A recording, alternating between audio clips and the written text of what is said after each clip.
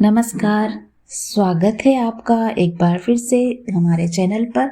इस चैनल पर आप सुनते हैं नैतिक व शिक्षाप्रद कहानियाँ, धार्मिक कहानियाँ, पूजा विधि, शुभ मुहूर्त। आज हम आपको सुनाएंगे दृढ़ उद्देश्य से लाभ से जुड़ी 2 कहानियाँ। बच्चों के मानसिक विकास में कहानियों का अहम योगदान है। कहानियाँ न सिर्फ उनके लिए मार्गदर्शक का काम करती है, बल्कि उन्हें आदर्श इंसान बनाने में भी मदद करती है। यही कारण है कि जब से मानव सभ्यता है, कई कहानियाँ प्रचलन में हैं। ऐसी कहानियों की कमी नहीं जो पीढ़ी दर पीढ़ी चली आ रही है। बेशक शब्द बदल गए हैं, लेकिन उनकी सीख और महत्व आज भी वही है। तो चलिए आप हमारे साथ और कहानी के अंत तक बने रहिए। एक भक्त थे, इमली के वृक्ष के नीचे बैठकर भगवान का भजन कर रहे थे। एक दिन वहां नारद जी महाराज आ गए। उस भक्त ने पास में जाकर कहा कि नारद जी, आप इतनी कृपा करना कि जब भगवान के पास जाएं तो उनसे पूछ लेना कि वे मुझे कब मिलेंगे। नारद जी भगवान के पास गए और पूछा कि अमुक स्थान पर एक भक्त इमली के वृक्ष के नीचे बैठा है और भजन कर रहा है, उसको आप कब मिलेंगे? भगवान ने कहा, उस वृक्ष के जितने पत्ते हैं उतने जन्मों के बाद मिलूंगा। ऐसा सुनकर नारद जी उदास हो गए। वे उस भक्त के पास गए पर उससे कुछ कहा नहीं। भक्त ने प्रार्थना की कि भगवान ने क्या कहा, कह तो दो। नारद जी बोले कि तुम सुनोगे तो हताश हो जाओगे।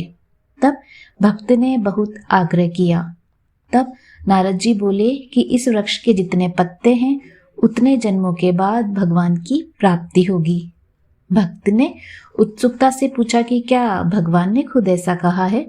नारद जी ने कहा, हाँ, खुद भगवान ने कहा है।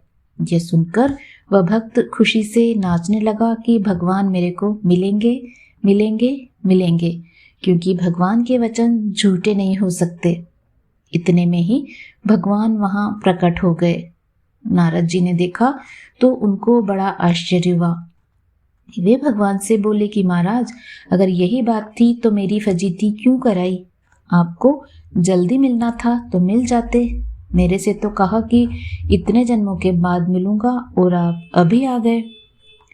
भगवान ने कहा कि नारद, जब तुमने इसके विषय में पूछा था तब यह जिस चाल से भजन कर रहा था उस चाल से तो इसको उतने ही जन्म लगते, परंतु अब तो इसकी चाल ही बदल गई। यह तो भगवान मेरे को मिलेंगे इतनी बात पर ही मस्ती से नाचने लग गया। इसलिए मुझे अभी ही आना पड़ा, कारण कि उद्देश्य की सिद्धि में जो अटल विश्वास, अनन्यता, दृढ़ता, उत्साह होता है, उससे भजन तेज हो जाता है। एक अन्य कहानी में एक संत थे। वे एक जाट के घर गए। जाट ने उनकी बड़ी सेवा की। संत ने उससे कहा कि रोजाना नाम जाप करने का कुछ नियम ले लो।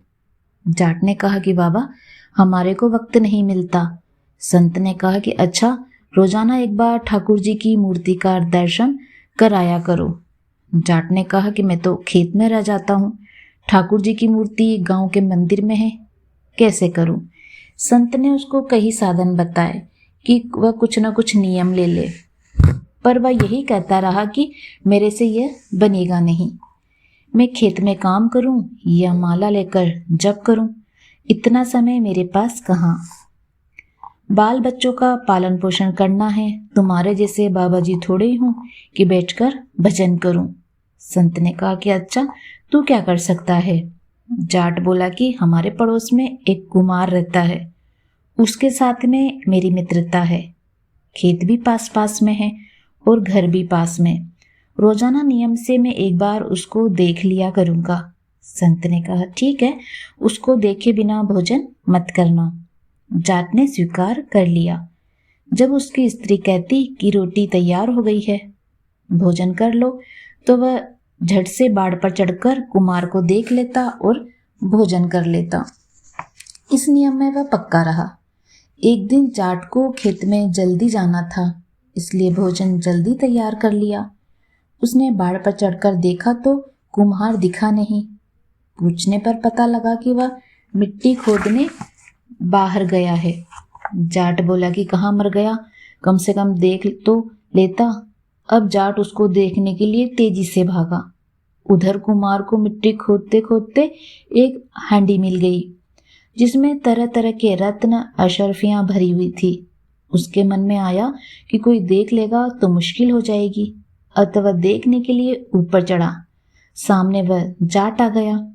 कुमार को देखते ही जाट वापस भागा तो कुमार समझा कि उसने वह हांडी देख ली और वह अब आफत पैदा करेगा। कुमार ने आवाज लगाई कि अरे जा मत जा मत। जाट बोला कि बस देख लिया देख लिया। कुमार बोला कि अच्छा देख लिया तो आधा तेरा आधा मेरा, पर किसी से कहना मत। जाट वापस आया तो उसको धन मिल गया। उसके मन में विचार आया कि संत से अपना मन चाहा नियम लेने में इतनी बात है, अगर सदा उनकी आज्ञा का पालन करूं तो कितना लाभ होगा। ऐसा विचार करके वह जाट और उसका मित्र कुमार दोनों ही भगवान के भक्त बन गए।